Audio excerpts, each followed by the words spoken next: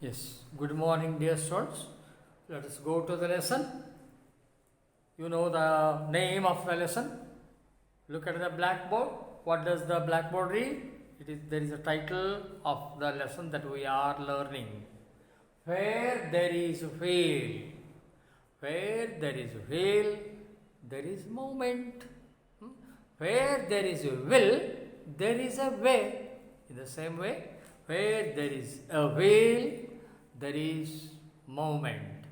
ಎಲ್ಲಿ ಗಾಳಿ ಇದೆಯೋ, ಎಲ್ಲಿ ಚಕ್ರ ಇದೆಯೋ, ಅಲ್ಲಿ ಚಲನೆ ಇದೆ. ಹಾಗೆ so we have been doing this lesson for nearly 3 days.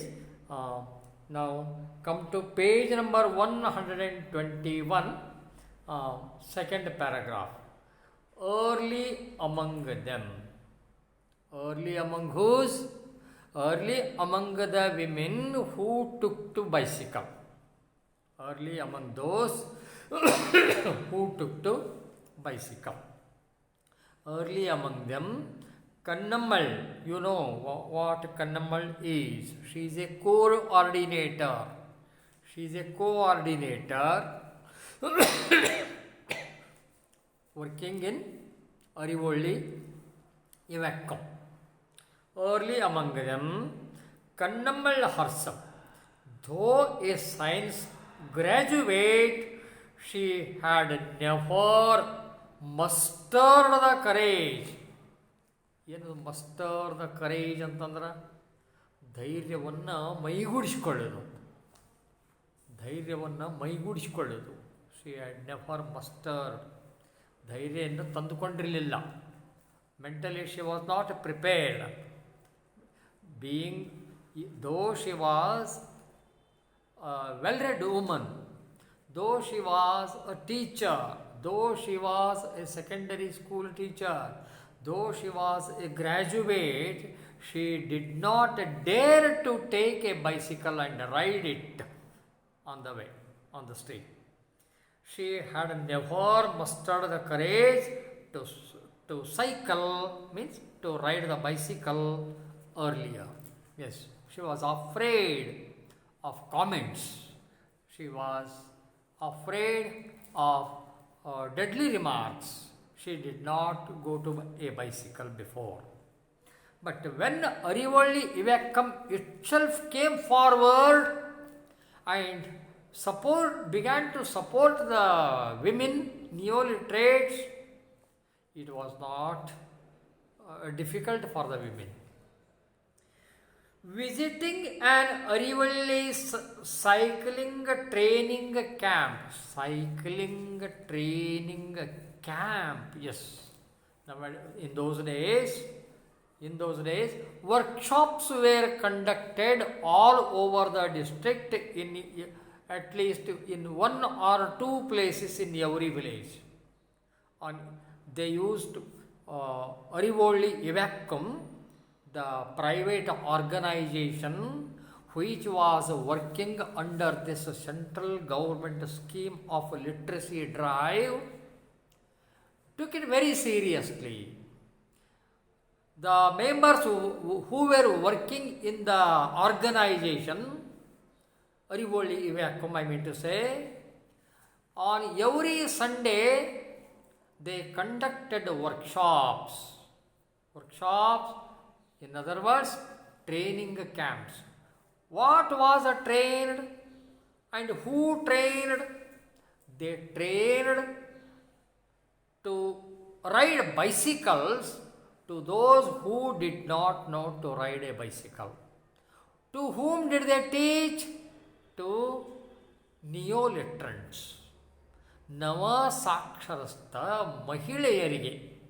Neoliterate women were taught to ride bicycles. For this, camps were conducted. ಇದಕ್ಕಾಗಿ ಆ ಕ್ಯಾಂಪ್ಗಳನ್ನು ಮಾಡ್ತಿದ್ರು ಅವರು. ಆ ಸಮ್ಮೇಳನಗಳನ್ನು ಮಾಡ್ತಾಯಿದ್ರು. Visiting an Arivolli cycling training camp is an unusual experience ಅಂತ ಹೇಳ್ತಾ ಇದ್ದಾರೆ ಲೇಖಕರಲ್ಲಿ. ಆವಾಗಿನ ದಿವಸಗಳಲ್ಲಿ ಆ ಪುದುಕೊಟ್ಟೈ ಜಿಲ್ಲಾದ್ಯಂತ ಪ್ರತಿ ಹಳ್ಳಿಯಲ್ಲಿಯೂ ಪ್ರತಿ ವಾರದ ಕೊನೆಗೆ ಎವ್ರಿ ಸಂಡೇ ಏರ್ಪಾಡು ಆಗ್ತಾ ಇದ್ದಂತಹ ಯಾವುದಾದರೂ ಒಂದು ಟ್ರೈನಿಂಗ್ ಕ್ಯಾಂಪ್ಗೆ ಹೋಗಿ ಅಲ್ಲಿ ನಿಂತು ನೋಡೋದು ಅಂತಂದ್ರೆ it was an unusual experience. ಅದನ್ನು ಸಂದರ್ಶನ ಮಾಡೋದು, ಅಲ್ಲಿ ಹೋಗಿ ಭೇಟಿಯಾಗಿ ಅಲ್ಲಿನ ಜನರ ಜೊತೆಗೆ ಮಾತನಾಡೋದು, it gave an extra experience, it gave an unusual experience. ಒಂದು ವಿಶಿಷ್ಟವಾದ ಅನುಭವದ ಸಂಗತಿಯಾಗಿತ್ತು ಅಂತ ಹೇಳ್ತಾ ಇದ್ದಾರೆ ಲೇಖಕರಲ್ಲಿ. ಯಾಕೆ ನೋಡೋಣ ಮುಂದೆ. In Kilakuruchi village, it's the name of a village in Tamil Nadu, Pudukkottai district. In Kilakuruchi village, it's the name of a village, all the prospective learners, prospective, next coming, what is the opposite word? Retrospective, prospective. ನೋಡಿ ಆ ಶಬ್ದ ಹೆಂಗೆ ಬಳಕೆ ಆಗುತ್ತೆ, ಈಗ ನೀವು ಸುಮಾರು ಕಳೆದ ವಾರದಲ್ಲಿ ನಮ್ಮ ಸಾರಿಗೆ ಇಲಾಖೆಯ ಕೆಲ ನೌಕರರು ಚಳವಳಿಗೆ ಇಳಿದಿದ್ದರು, ತಮ್ಮ ಕೆಲ ಬೇಡಿಕೆಗಳನ್ನು ಇಟ್ಟು. ಗೊತ್ತಾ? ಅವರ ಬೇಡಿಕೆಗಳನ್ನು ಸರ್ಕಾರ ಪರಿಗಣಿಸಿ ಕೆಲ ಭರವಸೆಗಳನ್ನು ಕೊಟ್ಟಿದೆ. ಇದು ಈ ಉದಾಹರಣೆ ಯಾಕೆ ತಗೊಂಡಿದ್ದೇನೆ ಅಂದರೆ, ರಿಟ್ರಾಸ್ಪೆಕ್ಟಿವ್ ಮತ್ತು ಪ್ರಾಸ್ಪೆಕ್ಟಿವ್ ಅನ್ನೋ ಶಬ್ದ ಹೆಂಗೆ ಬಳಸಲಿಕ್ಕೆ ಕಲ್ಕೋಬೇಕು. You should know it. ನೋಡಿ, ಈಗ ನಿಮ್ಮ ಮನೆಯಲ್ಲಿ ನಿಮ್ಮ ಅಣ್ಣ ಒಬ್ಬ ಸಾರಿಗೆ ಇಲಾಖೆಯಲ್ಲಿ ಕಂಡಕ್ಟರ್ ಅಂಥೇಳಿ ಕೆಲಸ ಮಾಡ್ತಾ ಇದ್ದಾರೆ. ಯಾವಾಗಿನಿಂದ? ಇಸ್ವಿ 2020 ಜನವರಿ 1 ಅವರು ಡ್ಯೂಟಿಗೆ ಜಾಯಿನ್ ಆಗಿದ್ದಾರೆ ಕಂಡಕ್ಟರ್ ಅಂಥೇಳಿ ಅಂತಿಟ್ಕೊಳ್ಳಿ, ಹಾಗೆ ಭಾವಿಸಿ. ಈಗ ರೆಟ್ರಾಸ್ಪೆಕ್ಟಿವ್ ಮತ್ತು ಪ್ರಾಸ್ಪೆಕ್ಟಿವ್ ಅನ್ನೋ ಶಬ್ದದ ಬಳಕೆಗೆ ಬರೋಣ. ಶಬ್ದದ ಬಳಕೆಯನ್ನು ಹೇಗೆ ಮಾಡಬೇಕು ಅನ್ನೋದಕ್ಕೆ ಬರೋಣ. ಗೌರ್ಮೆಂಟು ಈ ನಿಮ್ಮ ಸಹೋದರನಿಗೆ ಹೇಗೆ ಸೌಲಭ್ಯಗಳನ್ನು ಒದಗಿಸಬೇಕೋ ಹಾಗೆ ಅನೇಕರಿಗೆ, ಆ ಇಲಾಖೆಯಲ್ಲಿ ದುಡಿಯುವ ಅನೇಕರಿಗೆ ಸೌಲಭ್ಯಗಳನ್ನು ಕೊಡಬೇಕಾಗಿದೆ. ಹೌದಲ್ಲ? ನೋಡಿ, ಇವತ್ತು ಜನವರಿ 1 ಇಸ್ವಿ 2020 ಜನವರಿ 1 ಅವರು ಜಾಯಿನ್ ಆಗಿದ್ದಾರೆ. ಸರ್ಕಾರ ಸೌಲಭ್ಯಗಳನ್ನು ಇವತ್ತಿನಿಂದ ಕೊಡ್ಲಿಕ್ಕೆ ಪ್ರಾರಂಭ ಮಾಡ್ತಾ ಇಟ್ಕೊಳ್ಳಿ. ಡಿಸೆಂಬರ್ ತಿಂಗಳ 18 ಇವತ್ತಿನಿಂದ ಕೊಡೋದಾದ್ರೆ ಪ್ರಾಸ್ಪೆಕ್ಟಿವ್. ಅದು ಇವತ್ತಿನಿಂದ ಸರ್ಕಾರ ನಿಮ್ಮ ಸಹೋದರನಿಗಾಗಲಿ ಅಥವಾ ಈ ಇಲಾಖೆಯಲ್ಲಿ ಕೆಲಸ ಮಾಡ್ತಾ ಇರುವಂತಹ ಅನೇಕರಿಗಾಗಲಿ ಇವತ್ತಿನಿಂದ ಆರ್ಥಿಕ ಸೌಲಭ್ಯವನ್ನು ಒದಗಿಸ್ತದೆ ಅಂತಂದ್ರೆ ಅದು ಪ್ರಾಸ್ಪೆಕ್ಟಿವ್. ಅದು ಬಿಟ್ಟು ಅವರು ಯಾವಾಗ ಜಾಯಿನ್ ಆಗಿದಾರೋ, ಹಿಂದೆ ಎಷ್ಟನೇ ತಾರೀಕಿಗೆ ಜಾಯಿನ್ ಆಗಿದಾರೋ ಅದನ್ನು ಪರಿಗಣಿಸಿ ಅವತ್ತಿನಿಂದಲೇ ಇಲ್ಲಿ ಮುಂದೆ ಕೊಡ್ತಾ ಹೋಗ್ತದೆ ಅಂದ್ರೆ ಅದು ರಿಟ್ರಾಸ್ಪೆಕ್ಟಿವ್, ಹಿಂದಿನಿಂದ ಮುಂದಿನಿಂದ. Prospective opposite word is retrospective. Understood? Yes, thank you. Let us go further.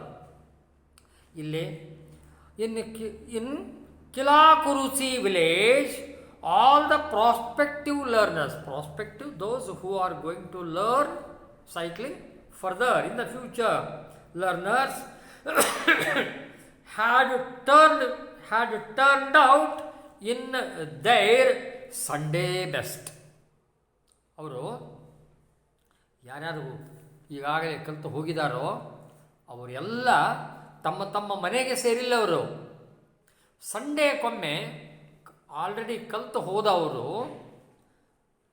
Cycling ಕಲಿತವರು ಮತ್ತು ಸಾಕ್ಷರಸ್ಥರು ಸಂಡೇ ದಿವಸ ಅವರು ಎಲ್ಲಿ ಇದ್ದರೂ ಕೂಡ ತಮ್ಮ ಊರಿನಲ್ಲಿ ಆ ಕ್ಯಾಂಪಿಗೆ ಬಂದು ಮುಂದೆ ಯಾರಿಗೆ ಸೈಕಲನ್ನು ಕಲಿಬೇಕಾಗಿದೆಯೋ, those who don't know cycling, those who don't know how to ride a bicycle are taught by those who have already learned cycling. ಅರ್ಥ ಆಯ್ತಾ? ಯಾರು ಸೈಕಲನ್ನು ಓಡಿಸ್ಲಿಕ್ಕೆ ಕಲ್ತಿದ್ದಾರೋ ಅವರು ಬಂದು ಯಾರಿಗೆ ಸೈಕಲನ್ನು ಓಡಿಸ್ಲಿಕ್ಕೆ ಬರುವುದಿಲ್ವೋ ಅಂತಹ ಮಹಿಳಾ ಸಾಕ್ಷರಸ್ಥರಿಗೆ, ಮಹಿಳಾ ನವ ಸಾಕ್ಷರಸ್ಥರಿಗೆ ಸೈಕಲನ್ನು ಓಡಿಸ್ಲಿಕ್ಕೆ ಕಲಿಸ್ತಾರೆ.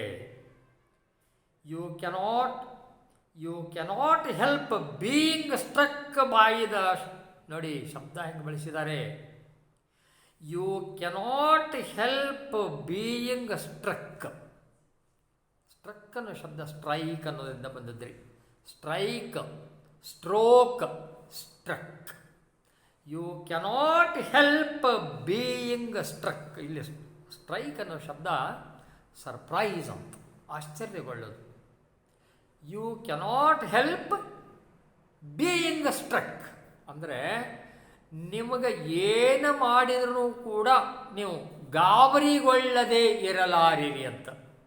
ನೀವು ಅದನ್ನು ನೋಡಿ ಅಲ್ಲಿನ ಜನ, ಅಲ್ಲಿ ನೆರೆದಿರುವ ಬಹುಸಂಖ್ಯಾತ ನವಸಾಕ್ಷರಸ್ಥ ಮಹಿಳೆಯರ ದೊಡ್ಡ ಸಂಖ್ಯೆ ಮತ್ತು ಅವರಲ್ಲಿ ಇರುವಂಥ ಆಸಕ್ತಿ ಯಾವುದಕ್ಕೆ, ಬೈಸಿಕಲನ್ನು ಓಡಿಸ್ಲಿಕ್ಕೆ ತಾವು ಕಲಿಬೇಕು ಅಂಥೇಳಿ. ಇನ್ನೊಂದು ಬದಿಯಲ್ಲಿ ಇಂತಹ ಬೈಸಿಕಲ್ ಓಡಿಸ್ಲಿಕ್ಕೆ ಬಾರದ ನವಸಾಕ್ಷರಸ್ಥ ಮಹಿಳೆಯರಿಗೆ ಬೈಸಿಕಲನ್ನು ಓಡಿಸ್ಲಿಕ್ಕೆ ಕಲಿಸಬೇಕು ಅನ್ನೋಂಥ ಆಸಕ್ತಿಯುಳ್ಳ ಮಹಿಳೆಯರು ಅಲ್ಲಿದ್ದಾರೆ.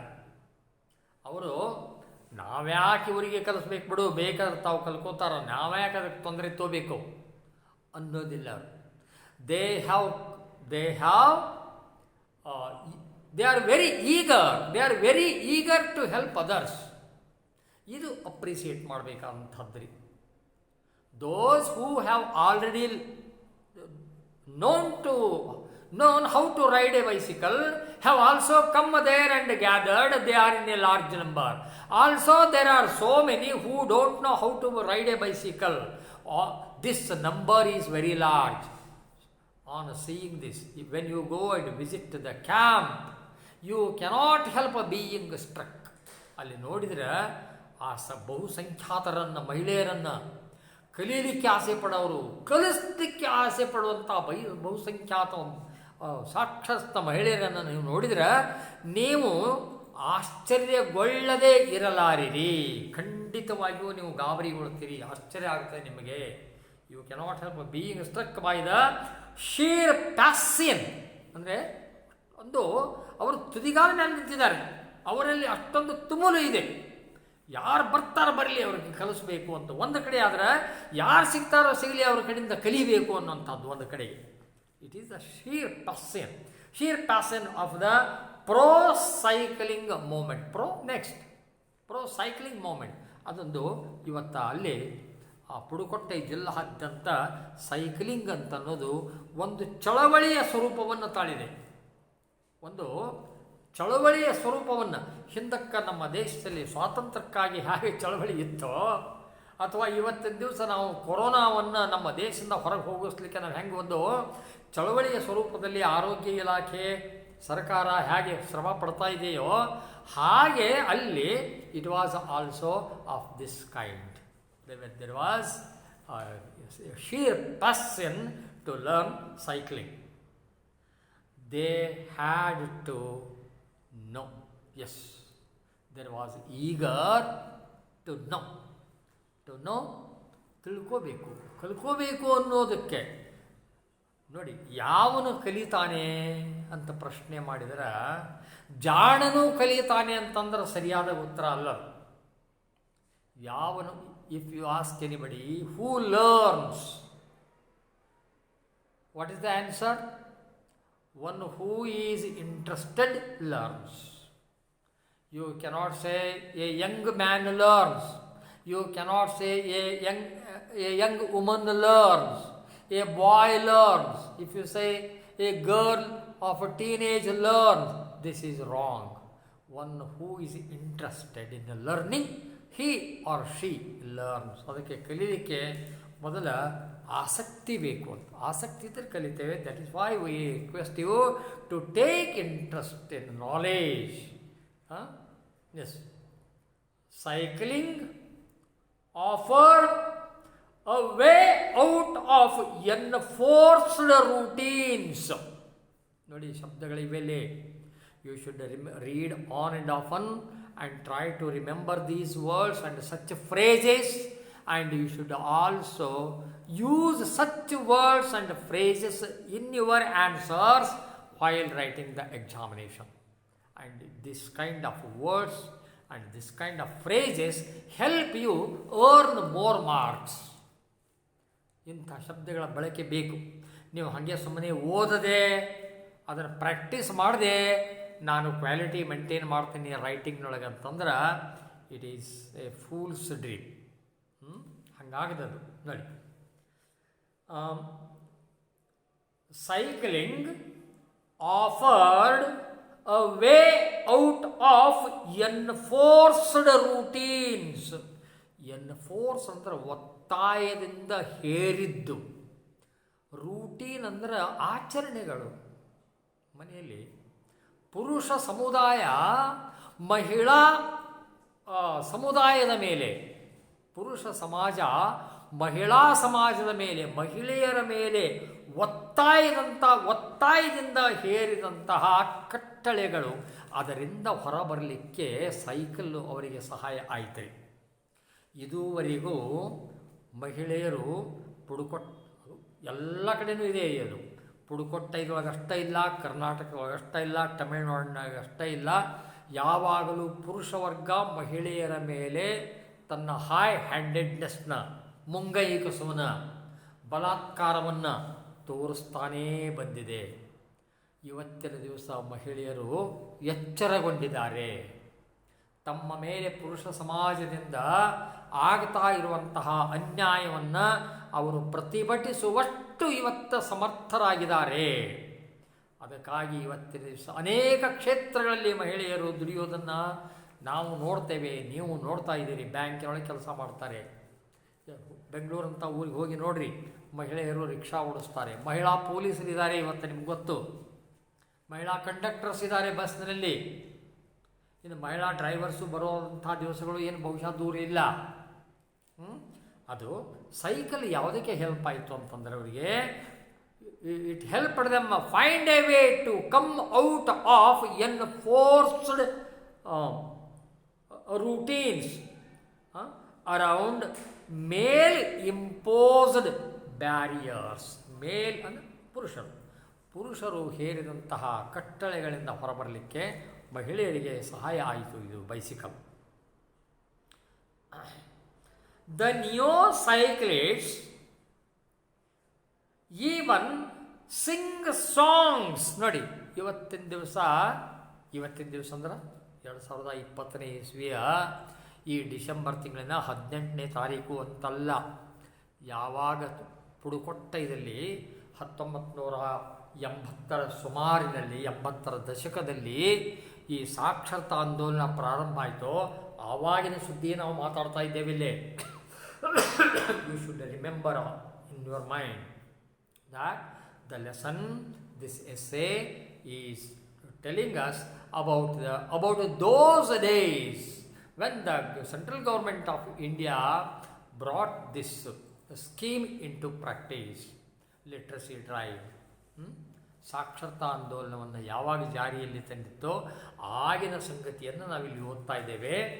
ಆವತ್ತಿನ ದಿವಸ ಕೇವಲ ಅಡಿಗೆ ಮನೆಯ ಅಥವಾ ಮನೆಯ ಒಳಗಿನ 4 ಗೋಡೆಗಳಿಗೆ ಮೀಸಲಾಗಿದ್ದ, ಸೀಮಿತವಾಗಿದ್ದ ಮಹಿಳೆಯರು ಅವರು ಪುರುಷರಂತೆ ಮನೆ ಬಿಟ್ಟು ಹೊರಗೆ ಬರಲಿಕ್ಕೆ ಅವರಿಗೆ ಸಾಧ್ಯ ಆಯಿತು. The new cyclists even sing songs produced by Arivoli to encourage bicycling. Arivoli ಈ ವ್ಯಾಕ್ಯೂಮ್ದಲ್ಲಿ ಒಬ್ಬ ವ್ಯಕ್ತಿ ಒಂದು ಸಾಂಗ್ ಬರೆದಿದ್ದರು, ಒಂದು ಹಾಡನ್ನು ಬರೆದಿದ್ದರು, ಒಂದು 2 ಅಥವಾ 4 ಸಾಲಿನ ಒಂದು ಹಾಡು ಬರೆದಿದ್ದರು ಅವರು. ಈ ರೈತ ಗೀತೆ ಅಂತ ನೀವು ಕೇಳ್ತೀರಿ, ಇವತ್ತು NCC ಗೀತೆ ಅಂತ ಕೇಳ್ತೀರಿ, NSS ಗೀತೆ ಅಂತ ಕೇಳ್ತೀರಿ. ಹೇಗೋ ರೈತ ಗೀತೆ ಅಂತ ಅನ್ನೋದನ್ನು, ರೈತರನ್ನು ಅವರಲ್ಲಿ ಪ್ರೋತ್ಸಾಹ ತುಂಬಲಿಕ್ಕೆ, ಅಥವಾ ರೈತ ನಮಗೆ ಜಗತ್ತಿಗೆ ಅನ್ನವನ್ನು ಕೊಡುವಲ್ಲಿ ಅವ ಎಷ್ಟು ಶ್ರಮ ಪಡ್ತಾ ಇದ್ದಾನೆ, ಎಷ್ಟು ನಿಸ್ವಾರ್ಥ ಸೇವೆ ಮಾಡ್ತಾ ಇದ್ದಾನೆ, ಇಂಥ ರೈತನನ್ನಾಗಲಿ ಅಥವಾ ದೇಶದ ಗಡಿಯಲ್ಲಿ ನಿಂತು ದೇಶದ ಗಡಿಯಲ್ಲಿ ನಿಂತು ನಾವೆಲ್ಲ ರಾತ್ರಿ ಗಾಢ ನಿದ್ರೆಯಲ್ಲಿ ಇರುವಾಗ ಆ ಸೈನಿಕ ತನ್ನ ಮನೆ, ತನ್ನ ಪತ್ನಿ, ಮಕ್ಕಳು ಎಲ್ಲರನ್ನೂ ಮರೆತು ದೇಶದ ರಕ್ಷಣೆಗಾಗಿ ಹೇಗೆ ಶ್ರಮ ಪಡ್ತಿರ್ತಾನೋ, ತನ್ನ ಜೀವವನ್ನೇ ಅವ ಅಡುಬಿಟ್ಟು ದುಡಿತಿರ್ತಾನ, ಅವನಿಗಾಗಿ ನಾವು ಹೇಗೆ ಒಂದು ಸೈನಿಕ ಗೀತೆಯನ್ನು ಹೇಳ್ತೇವೋ ಅದೇ ಥರನಾಗಿ ಈ ಬೈಸಿಕಲ್ ಅನ್ನೋದನ್ನು ಜನಪ್ರಿಯಗೊಳಿಸಲು ಪುರುಷ ಸಮುದಾಯ ಸೈಕಲ್ ಮೇಲೆ ಹೋಗ್ತಾ ಇದ್ದಂಥ ಮಹಿಳೆಯರನ್ನು ಕಂಡು ಅಣಕಿಸುವುದರ ಬದಲಾಗಿ ಅವರನ್ನು ಗೌರವ ದೃಷ್ಟಿಯಿಂದ ನೋಡಬೇಕು ಅನ್ನುವಂತಹ ಒಂದು ವಾತಾವರಣವನ್ನು ಅಲ್ಲೇ ಉಂಟು ಮಾಡಬೇಕಾಗಿತ್ತು. ಅದಕ್ಕಾಗಿ somebody composed a bicycling song for the ladies, and the women used to go on their bicycles singing the song that was composed for them. ಅದೇನು ಸಾಂಗ್ ಹೇಳ್ತಾರೆ ನೋಡ್ರಿ ಮುಂದೆ. O sister come learn cycling move with the wheel of time ಅಂತ. It is the meaning of the song. The meaning of the song is given in English words. Yes, come to next paragraph. Very large numbers of those trained have come back to help new learners. Nodi. Those who were trained before have not left the have not cut the relation with the institution or with the organization. Arivolli Ivakam. Those who have already learned cycling used to come every Sunday. They visit the training camps and help those who want to learn cycling. ಈಗಾಗಲೇ ಸೈಕಲನ್ನು ಓಡಿಸಲಿಕ್ಕೆ ಕಲಿತಂತಹ ಮಹಿಳೆಯರು ಪ್ರತಿ Sunday ತಮ್ಮ ಊರುಗಳಲ್ಲಿ Sunday ದಿವಸ ಏರ್ಪಾಡಾಗುವಂತಹ training ಕ್ಯಾಂಪಿಗೆ ಬರ್ತಾರೆ. ಬಂದು ಅಲ್ಲಿ ನೆರೆದಿದ್ದ ಸಾಕ್ಷರಸ್ಥ ಮಹಿಳೆಯರಲ್ಲಿ ಯಾರಿಗೆ ಸೈಕಲ್ ಓಡಿಸ್ಲಿಕ್ಕೆ ಬರೋದಿಲ್ಲವೋ ಅವರಿಗೆ ಅದನ್ನು ಕಲಿಸ್ತಾರೆ. ಮತ್ತು ಇಷ್ಟಕ್ಕೂ ಇದನ್ನು ಅವರು ಪುಕ್ಕಟ್ಟೆಯಾಗಿ ಸೇವೆ ಸಲ್ಲಿಸ್ತಾರೆ.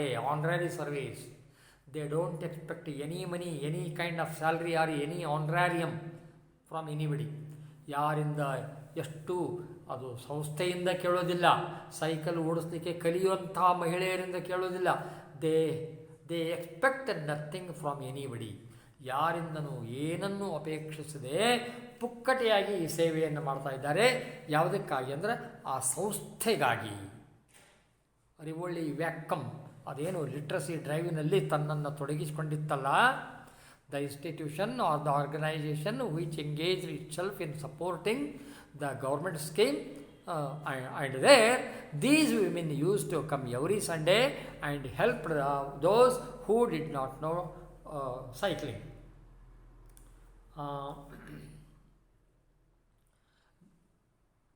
There is not only a desire to learn but a widespread perception among them that all women ought to learn cycling. ಅಲ್ಲಿ ಬರೀ ತಾವು ಕಲಿಬೇಕು ಅಂತಷ್ಟೇ ಅಲ್ಲ, ಯಾವುದೇ ಒಬ್ಬ ಮಹಿಳೆಯನ್ನು ಕೇಳಿದರೆ ಅವಳೇನು ಹೇಳ್ತಾಳೆ, ನಾನು ಸೈಕಲ್ ಕಲಿಬೇಕು ಅನ್ನೋದಿಲ್ಲ ಅವಳು, ನಾವೆಲ್ಲರೂ ಕಲಿಬೇಕು ಅಂತ. There is widespread perception. There is widespread. ಅದು ಸಾಮೂಹಿಕವಾಗಿ ಆ ಒಂದು ನೋಷನ್ ಅವರಲ್ಲಿ ಡೆವಲಪ್ ಆಗಿದೆ. ತಾನು ಕಲಿಬೇಕು ಅಂತ ಅನ್ನೋದ್ರ ಜೊತೆಗೆ ತನ್ನಂತೆಯೇ ಇತರರು ಕಲಿಬೇಕು ಅಂತ. In turn their experience has enriched the literacy movement. ಅವರ ಅನುಭವ, ಆ ಮಹಿಳೆಯರಿಗೆ ಆಗ್ತಾ ಇದ್ದಂಥ ಅನುಭವ ಈ ಸಾಕ್ಷರತಾ ಆಂದೋಲನವನ್ನು ಸಿರಿವಂತಗೊಳಿಸಿದೆ. It has enriched the movement. ಈ ಆಂದೋಲನವನ್ನು ಅದು ಸಿರಿವಂತಗೊಳಿಸಿದೆ. The new cyclists are bound even more passionately than before than before. The neo-cyclists are bound even more passionately than before to the institution. ಈ ಹಿಂದಿಗಿಂತ ಇಂದು ಅಂದರೆ ಸೈಕ್ಲಿಂಗ್ ಇಂಟ್ರಡ್ಯೂಸ್ ಆದ ನಂತರ ಮೊದಲು ಕೇವಲ ಅವರನ್ನು ಸಾಕ್ಷರಸ್ಥರನ್ನಾಗಿ ಮಾಡುವುದೊಂದೇ ಗುರಿಯಾಗಿತ್ತು. ನಿಮ್ಮ ಸಂಗತಿ ಹೇಳಬೇಕಂದ್ರೆ if we dig the history, it will come to our notice. The basic idea was to train them to read and write. And the next stage was introduction of bicycle. Bicycle was introduced later with a broad aspect, with a broad idea. ಏನು ಅಂದ್ರೆ ಮೊದಲು ಅವರಿಗೆ ಓದಲಿಕ್ಕೆ ಬರೀಲಿಕ್ಕೆ ಕಲಿಸೋದೊಂದೇ ಗುರಿಯಾಗಿತ್ತು. ಏನಾಯಿತು ಅಂದ್ರೆ ಎಷ್ಟೋ ಜನ ಬಂದರು, ಅವ್ರನ್ನ ಅರಿವಳ್ಳಿ ವಿವೇಕಂದ ಸಂಸ್ಥೆ ಸಾಕ್ಷರಸ್ಥರನ್ನು ಬಳಸಿಕೊಂಡು ಅನಕ್ಷರಸ್ಥರನ್ನು ವಯಸ್ಕ ಅನಕ್ಷರಸ್ಥರನ್ನ, that you should remember, those elderly people who did not know to read and write, ಸಾಕ್ಷರಸ್ಥರನ್ನ, ಅದಕ್ಕಾಗಿ ನಿರುದ್ಯೋಗಿ ಪದವೀಧರರನ್ನು ಸಂಘದಲ್ಲಿ ಸದಸ್ಯರನ್ನಾಗಿ ಮಾಡಿಕೊಂಡು ಅವರನ್ನು ಬಳಸಿಕೊಂಡು ವಯಸ್ಕ ಅನಕ್ಷರಸ್ಥರನ್ನು ಸಾಕ್ಷರಸ್ಥರನ್ನಾಗಿ ಮಾಡುವುದು ಆ ಚಳವಳಿಯಲ್ಲಿ ಒಂದು ಮುಖ್ಯವಾದ ಒಂದು ಡ್ರೈವರ್. ಇಂಥದ್ರಲ್ಲಿ those who attended and learned to read and write, after they were trained up, they did not cut the relation with the institution. Instead, they continued the relation with the organization even after they were educated. Further, this bicycle was introduced. What was the reason? What was the objective behind? ಏನು ಅಂದ್ರೆ ಅವತ್ತಿನ ದಿವಸ ಪುಡುಕೊಟ್ಟೈದ ಒಂದೊಂದು ಎಷ್ಟೋ ಹಳ್ಳಿಗಳಿಗೆ ಸಾರಿಗೆ ವ್ಯವಸ್ಥೆ ಇರಲಿಲ್ಲ. ಈ ಹೆಣ್ಣುಮಕ್ಕಳಿಗೆ ಬೈಸಿಕಲ್ ಕೊಟ್ಟು ಹಳ್ಳಿಗೂ ಮನೆಗೂ ಅವರನ್ನು ಕಳಿಸಿ ಅವರನ್ನು ಉಪಯೋಗಿಸಿಕೊಂಡು ಅವರ ಸಾಮರ್ಥ್ಯವನ್ನು ಬಳಸಿಕೊಂಡು ಹಳ್ಳಿಯಲ್ಲಿ ದೂರದ ಹಳ್ಳಿಯ ಮನೆಗಳಲ್ಲಿ ಅವರಿಗೆ ಹೋಗಿ ಅಲ್ಲಿನ ವಯಸ್ಕ ಅನಕ್ಷರಸ್ಥರನ್ನು ಸಾಕ್ಷರಸ್ಥರನ್ನಾಗಿ ಮಾಡುವುದು ಒಂದು ಗುರಿಯಾಗಿತ್ತು. ಮತ್ತು ಈ ಮಹಿಳೆಯರು ಇದೇ ಬೈಸಿಕಲನ್ನು ಇವತ್ತು ಬಳಸಿಕೊಂಡು ನೀರು ತರಲಿಕ್ಕೆ ಹೋಗ್ತಾರೆ. ತಾವು ತಮ್ಮ ಹೊಲಗದ್ದೆಗಳಲ್ಲಿ ಬೆಳೆದಿದ್ದಂಥ ಕಾಯಿ ಪಲ್ಯವನ್ನು ತಗೊಂಡು ಬಜಾರಕ್ಕೆ ಹೋಗ್ತಾರೆ.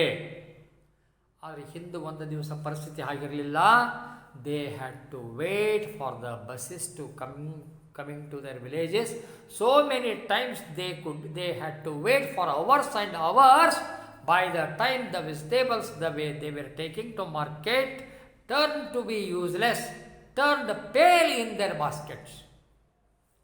ಯಾವ ಕಾಯಿ ಪಲ್ಯವನ್ನು ಅವರು ಪಕ್ಕದ ಊರಿಗೆ ತಗೊಂಡು ಹೋಗಿ ಮಾರಬೇಕಂತಿದ್ರೋ ಅದೇ ಕಾಯಿ ಪಲ್ಯ ತಾವು ಒಯ್ತಾ ಇದ್ದಂಥ ಬುಟ್ಟಿಗಳಲ್ಲಿಯೇ ಬಾಡಿ ಒಣಗಿ ಹೋಗ್ತಿತ್ತು. ಯಾಕೆ? ಹೋಗಲಿಕ್ಕೆ ಸೌಲಭ್ಯ ಇರಲಿಲ್ಲ, ಬಸ್ ಬರ್ತಿರಲಿಲ್ಲ, ಬಂದರೂ ವೇಳೆಗೆ ಸರಿಯಾಗಿ ಬರ್ತಿರಲಿಲ್ಲ. ಆದರೆ ಇವತ್ತೇನಾಗಿದೆ? They know cycling and they put the luggage of vegetables on the carrier behind and zip along the road and market the vegetables or any other thing they want to sell. This is how the women have become free and independent, and how the bicycle has provided mobility to the neo-literates. This is what you should know, and you should be prepared to narrate all this in your answers in the coming examinations. Yes, with this, let us stop for today.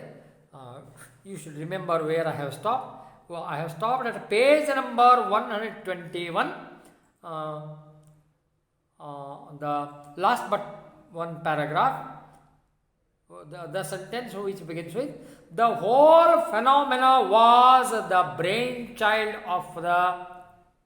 This is the sentence that we should read tomorrow. Thank you. I hope that you do not forget my words. Take the book. Invest your efforts to understand. Unless and until you yourself read, any efforts that we may do go in vain. Thank you. Let us wait tomorrow.